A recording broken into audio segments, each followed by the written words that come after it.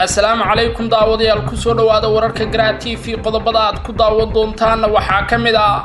Kenya oo taageerada kala laabanaysa mucaaradka Soomaaliya si ay heshiis rasmi ah ula gaadho dawladda federaalka khilaaf xoogan oo ka dhex qarxay hoggaanka hay'adda nabad sugidda ee sirdoonka qaranka Soomaaliyeed ee NISA oo isku maandaafay musharaxa ay soo saarayaan 2021 si uu u noqdo madaxweynaha Soomaaliya dawladaha Masar iyo Suudaan oo uga digay Soomaaliya in ay ku lug yeelato dagaalada ka socda dalka Itoobiya garab siisana xukuumadda uu hogaaminayo ra'iisul wasaare Abiy Ahmed xukuumadda Somaliland ee horkacaya madaxweyne Biixi oo Jabuuti u saxiixday heshiis uu horay u diiday madaxweynihii hore ee Somaliland Siilaanyo ra'iisul wasaaraha Pakistan oo shaaca ka qaaday in dalkiisa uu Sacuudigu ku cadaadinayo inuu xiriir la yeesho Israa'iil iyo wada hadallo la isugu keenay markii ugu horeysay dawladda Itoobiya ee jabhadda deegaanka Tigreega ee TPLF qodobada iyo kuwa kale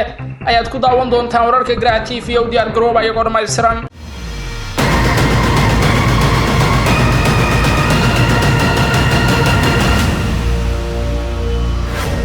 isku soo noqod haboon daawadayaal markale waxaad ku soo dhawaataan wararka Garaati fi oo dhammaystiran fadlan daawada hadii ay ku tahay xilliga salaada iska jooji daawashada warkan dibna u bilow salaada kadib daawashada warka aan ku bilaabo sidii hordhaca warkeena idinkugu sheegayba dawladda Kenya ayaa taageerada kala laabanaysa mucaaradka Soomaaliya oo ay iminka martigelin weyn u fidisay si ay xiriir rasmi ah iyo wada xaajoodka foolka ula yeelato dawladda federaalka Soomaaliya ee fadhigeedu yahay Muqdisho Kenya ayaa sanadihii ugu dambeeyay waxa ay si isdaba joog ah u garab istaagaysay hogaamiyaasha mucaaradka Soomaaliya si ay u cadaadiso dawladda federaalka ee hogaaminayo madaxweyne Maxamed Cabdilaahi Farmajo aan isku fiicnayn xukuumadda Nairobi kadib markii Soomaaliya ay cunaqabatayn ku soo rogtay ganacsiga Kenya joojisayna qaadkii ka imaan jiray Kenya ee loo soo beecgayn jiray gudaha Soomaaliya xubno ka agdhow madaxweynaha dalka Kenya Uhuru Kenyatta ayaa markii ugu horeysay warbaahinta dalka Kenya uu sheegay in madaxweynaha iyo xukuumaddiisu ay ka fakarayaan in la cunaqabateeyo mucaaradka Soomaaliya si Kenya ay u hesho xiriir wanaagsan oo ay la yeelato dawladda federaalka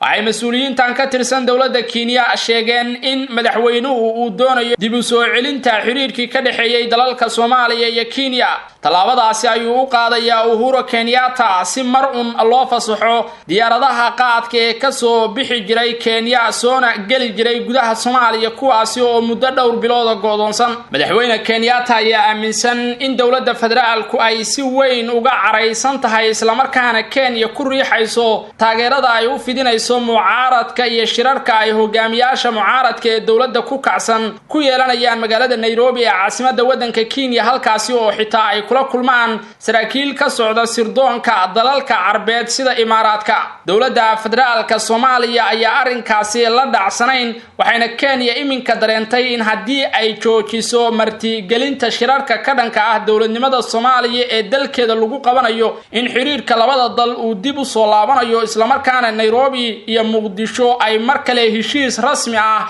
iyo iskaashi buuxa yeelanayaan Kenya ayaa iminka la kulmaysa laba cadaadis oo kala duwan oo mid uu kaga imaanayo dawladda federaalka oo ku xirtay shuruud ah in ay joojiso garab istaaga mucaaradka iyo faragelinta siyaasadda arrimaha gudaha ee Soomaaliya hadii ay rabto dib u soo celinta cilaaqaadka labada dal cadaadiska kale ayaa Kenya ka saaran dhinaca dawladda isu taga Imaaraadka Carabta oo Kenya ku amartay in ay garab istaag buuxa u fidiso mucaaradka Soomaaliya dalkeedana u ogolaato in ay ku yeeshaan shirar ay kaga hadlayaan sidii ay u majaxaabin lahaayeen dawladda uu hogaaminayo madaxweyne Maxamed Cabdilaahi Farmajo guulna uga keeni lahaayeen doorashada soo aadan dhammaan shirarkii ka dhacay Nairobi waxa lagaga hadlay sidii doorashada soo socota uu ugu guul dareysan lahaa madaxweyne Farmajo mucaaradkuna ay natiijo muuqata uga keeni lahaayeen waxa la aaminsan yahay in shirarkaasi ay maalgeliyeen qaar ka mid ah dawladaha shisheeye sida Imaaraadka iyo Kenya oo iyagu aan la dhacsanayn xukuumadda iminka maamulaysa Soomaaliya ee madaxweyne Farmajo uu hogaaminayo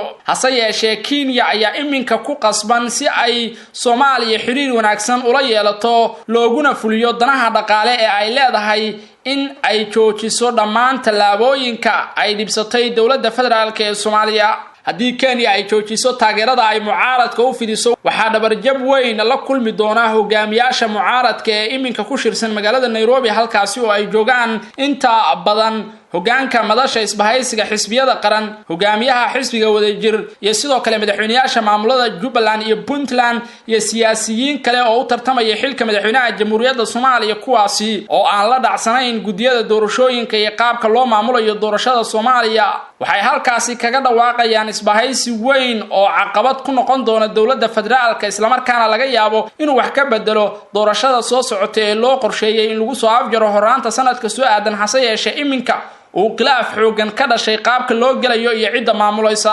hogaanka hay'adda nabad sugidda iyo sirdoonka qaranka Soomaaliyeed ee NISA ayaa isku maandhaafay musharaxa ay soo saarayaan 2021 si uu u noqdo madaxweynaha Soomaaliya saraakiil ka tirsan hay'adda nabad sugidda iyo sirdoonka qaranka ee NISA ayaa xaqiijiyay in taliska nabad sugiddu uu isku hayo musharaxa madaxweyne ee la soo saarayo doorashada Soomaaliya ee 2021 dalka ka dhici doonta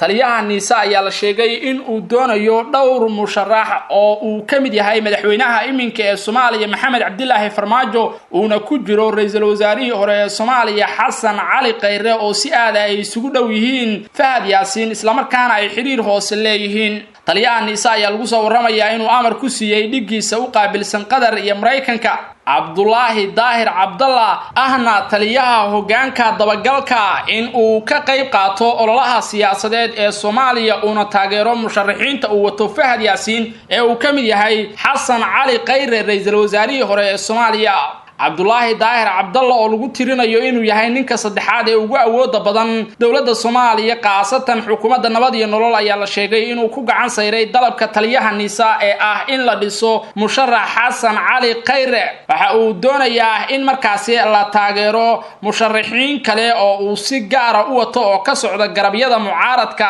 waxaa sidoo kale qorshaha Fahad Yaasiin aan ka marnayn in dib loo soo celiyo madaxweynaha iminka ee Soomaaliya Maxamed Cabdilaahi Farmajo hase yeeshee iminka Fahad Yaasiin Xaaji Daahir oo ah nin galaangal kula siyaasadda Soomaaliya laguna yaqaano in uu soo dhiso hadba musharax madaxweyne oo cusub ayaa ka fakaraya musharaxa labaad ee uu taageerayo haddii uu madaxweyne Farmajo ku guul daraysto in uu talada dalka dib ugu soo laabto ama uu ku haro wareegyada hore ee doorashada waxa uu Fahad Yaasiin xiriir hoose la leeyahay musharaxiin dhowra oo uu kamid yahay madaxweynihii hore ee Galmudug Cabdikariin Xuseen Guuleed iyo ra'iisul wasaarihii hore ee Soomaaliya Xasan Cali Khayre oo iminka ay galeen heshiisyo siyaasadeed oo labada dhinac ay ku doonayaan in doorashada soo aadan ay isku kaashadaan Fahad Yaasiin ayaa lagu tilmaamay ninka isku xira dawladaha Qatar iyo Soomaaliya waxayna Qatar aalaba bixisaa dhaqaale fara badan oo ku baxa doorashada Soomaaliya si loogu qaybiyo xubnaha baarlamaanka oo markaasi loo farmuuqayo mid kamid ah musharaxiinta oo la doonayo inay u doortaan madaxweynaha xiga ee Soomaaliya Farmaajo ayaa rajo weyn kale in uu talada dalka dib ugu soo laabto hase yeeshee mucaaradka ayaa si weyn u diiday waxaana iminka dhinacyada la safan ay raadinayaan bedelka madaxweyne Farmaajo haddii uu natiijo wax ku ool ah ka keeni waayo doorashada soo socota khilaafka cusub ee ka dhex curtay taliska NISA ayaa ah mid saameyn kara doorashada Soomaaliya maadaama hay'addan lagu tilmaamo mid ku milantay arrimaha siyaasadda oo xitaa doonaysa inay awood ku soo saarto xubno ka mid noqonaya labada aqal ee baarlamaanka Soomaaliya dawladaha Masar iyo Suudaan ayaa digniin ku aadan dagaalka ka socda dalka Itoobiya waxa ay soo gaarsiiyeen dawladda federaalka ee Soomaaliya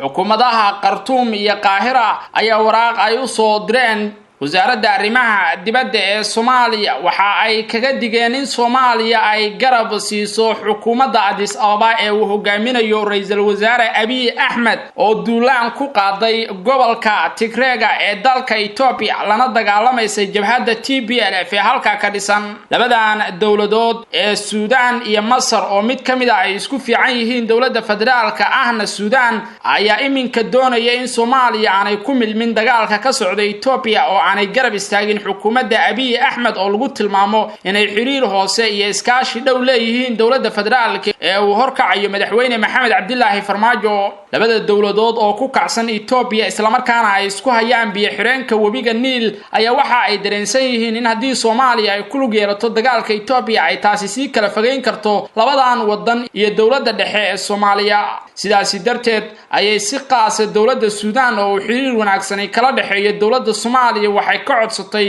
in aanay marnaba garab siin ra'iisul wasaaraha Itoobiya Abiy Ahmed oo duulaan sharci darro ah sida ay sheegeen ku qaaday qayb kamid ah dalkiisa doonayana in uu kala jaro oo uu dagaal sokeeye geliyo waddanka Itoobiya ee uu ra'iisul wasaaraha ka yahay Suudaan iyo Masar ayaa si isku mid ah u garab taagan jabhadda TPLF oo ay jecel yihiin in ay guul ka keento dagaalka ay kula jirto xukuumadda Addis Ababa si markaasi ay u ogolaato in la wada lahaado biyaha webiga Niil isla markaana wada hadal laga galo biyo xireenka lagu samaynayo webigaasi ee Itoobiya ay kol hore bilowday sidoo kale labadan dawladood ayaa qorsheynaya in inta uu socdo dagaalka Itoobiya gudihiisa ka qarxay in ay iyaguna duqeeyaan biyo xireenka ay Itoobiya ku samaysay webiga Niil taasi oo xiisad weyn oo gobolka kala gaarta dhalin karta dagaalkana soo gelin karta dalal dhowr ah oo xitaa ay kamid tahay Eritrea dalalka Soomaaliya Itoobiya iyo Eritrea oo dhowr jeer iskaashi yeeshay ayay dareensan yihiin Suudaan iyo Masar inay isku mowqif ka noqon karaan dagaal cusub oo ka qarxa geeska Afrika marka la eego khilaafka u dhaxeeya dawladaha Soomaaliya iyo Masar oo kol hore isku qoomay isla arinta biyo xireenka webiga Niil ee dalka Itoobiya hase yeeshee Suudaan iyo Masar waxay iminka ka codsadeen dawladda federaalka in aanay xiisada ku milmin oo aanay Soomaaliya oo iminka ka soo kabanaysa dagaal sokeeye lana daala dhacaysa khilaafaad gudaha ah oo u dhaxeeya dawladda dhexe dawlad goboleedyada iyo mucaaradka aysan isku furin mawjado siyaasadeed oo caalami ah dagaalka ka holcaya dalka Itoobiya ayaa laga cabsi qabaa in uu ugu dambeyntii gobolka oo dhan saameeyo maadaama jabhadda deegaanka Tigreega ee TPLF ay bilowday in ay duqeyso wadamada dariska la Itoobiya ee ku lugta xiisada xukuumadda Somaliland ee uu hogaaminayo madaxweyne Muuse Biixi Cabdi ayaa dawladda Djibouti u saxiixday heshiis madaxweynihii ka horeeyay ee Siilaanyo 2012 uu ka diiday jamhuuriyadda Djibouti kaasi oo ah heshiis biyo ay marar kala duwan dalbatay lagu siiyo dawladda Djibouti shir laba geesood ah oo ay labada dawladood heshiiska ku kala saxiixdeen ayaa ka dhacay xarunta wasaaradda horumarinta biyaha ee Somaliland waxaana goobjoog ahaa wasiirka wasaaradda biyaha oo uu helinayo agaasimaha guud ee wasaaraddaasi ee Somaliland iyo sidoo kale dhigiisa dalka Djibouti wasiirka wasaaradda horumarinta biyaha ee Somaliland Maxamed Muuse Diiriye waxa uu heshiiskan oo dhinacyo badan taabanaya la saxiixday wasiirka biyaha beeraha iyo kalluumaysiga ee dawladda Djibouti mudane Maxamed Axmed Cawaale oo maalmihii u dambeeyay socdaal shaqo ku joogay gudaha Somaliland waxa xusid mudan in heshiiskan madaxweynihii hore ee Somaliland Axmed Siilaanyo dawladda Djibouti uu ka diiday in loo saxiixo sanadii 2012 kadib markii uu ku xiray shuruud ahayd in biyo kala qaadashada ay ka horeyso aqoonsi la siiyo Somaliland kadib markii madaxweynaha Djibouti Geelle uu ka dalbaday Siilaanyo in uu ku wareejiyo 2 ceel biyood oo kamid ahaa 5 ceel biyood oo ku yaala xadka ay wadaagaan Somaliland iyo Djibouti isla markaana ay xukuumadda Djibouti dib u habayn ugu samaysay dadka deegaankaasi waxa uu waqtigaasi codsaday madaxweynihii Somaliland Siilaanyo in dawladda Djibouti laga doonayo in Somaliland ay u aqoonsato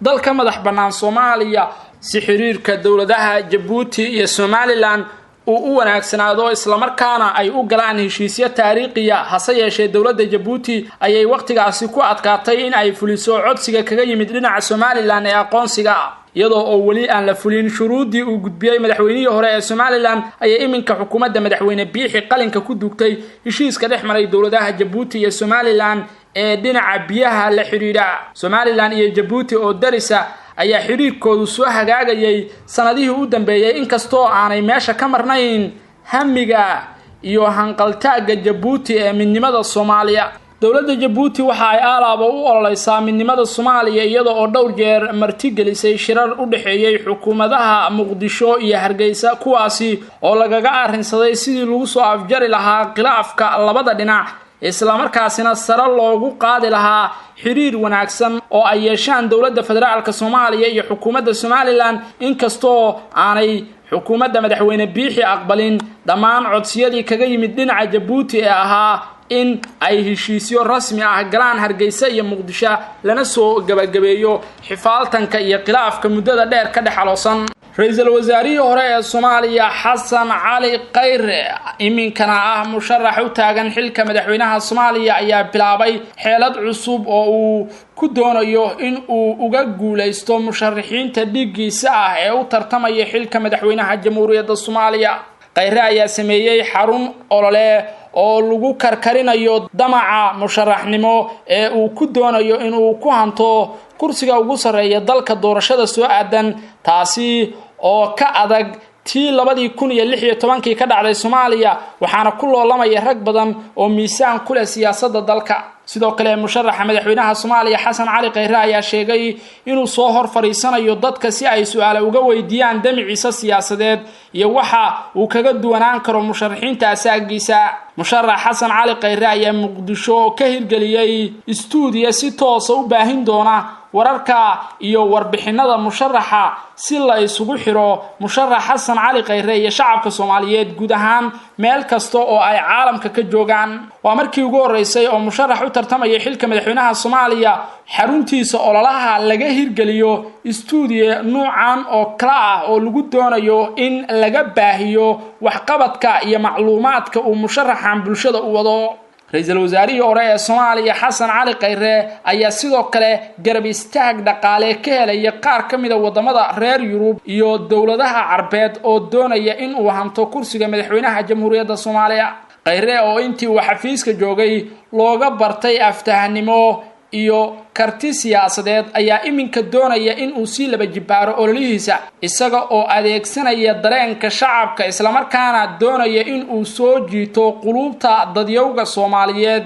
ee iyagu jaangoyn kara cidda noqonaysa hoggaanka dalka, maadaama musharaxa ugu aqlabiyada badan uu heli karo codadka ugu badan ee xubnaha golaha shacabka marka laga soo tago xodxodashada dhinaca dhaqaalaha ee musharaxiintu ay ku sameeyaan xildhibaanada. Xasan Cali Khayre ayaa tan iyo markii uu xilka ra'iisul wasaarenimada isaga degay waxa uu waday olole siyaasadeed oo lagu tilmaamay mid si dardar ah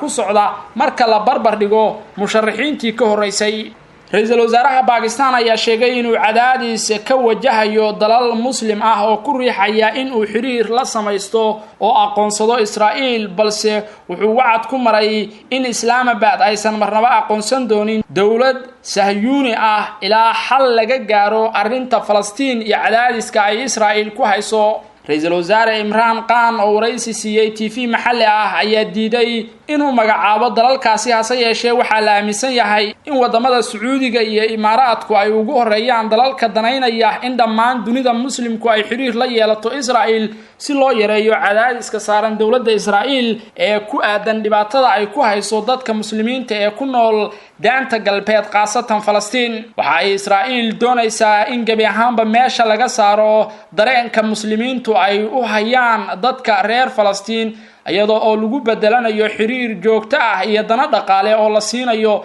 dawladaha islaamka si aanay ugu helin dadka reer Falastiin oo muddo dheer ku hoos jira gumaystaha maamulka Yahuudda ee Israa'iil. wuxuu sheegay ra'iisul wasaaraha wadanka Pakistan Imran Khan in dawladdiisu ay u damqanayso shacbiga Falastiin isla markaana ay doonayso in ay meesha ka saarto dhibaatada lagu hayo dadkaasi oo muddo dheer ku hoos jira dulmiga Yahuudda, isla markaana haatan loo baahan yahay in laga dhiidhiyo. dalal badan oo Imaaraadka iyo Baxrayn ay kamid yihiin ayaa dhawaan xiriir toos la yeeshay wadanka Israa'iil iyaga oo markaasi ku adkaystay in Israa'iil ay u qalanto in lala heshiiyo oo meesha laga saaro cadaawada iyo khilaafka kala dhaxeeya dawladaha islaamka ee ku salaysan arinta marinka Gaza iyo Falastiin. hase yeeshee dalal badan oo ay Pakistan ka mid tahay ayaa ka biyadiiday inay marnaba wax xiriir la yeeshaan Israa'iil. magaalada Kampala ee dalka Uganda ayaa la filayaa inuu ka furmo wadahadalkii ugu horeeyay ee u dhaxeeya dawladda Itoobiya iyo maamulka TPLF sida ay sheegtay